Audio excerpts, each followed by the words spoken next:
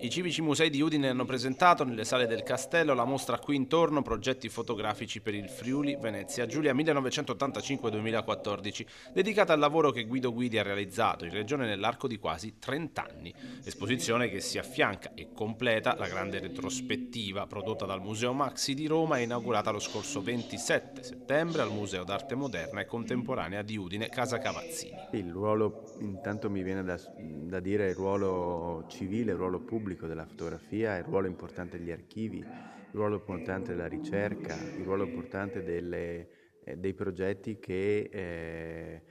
non sono, diciamo, ospitati ma sono costruiti dalle istituzioni scientifiche e culturali.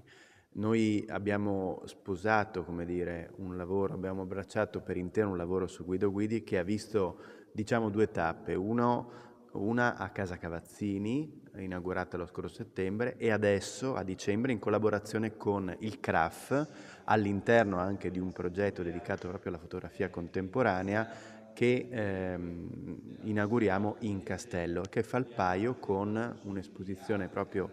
che ci sarà anche a Spilimbergo, On Borders, proprio dedicata alla fotografia contemporanea. L'esposizione sarà inaugurata negli spazi del castello il 12 dicembre alle ore 18 e sarà visitabile dal 13 dicembre fino al 6 aprile del 2026.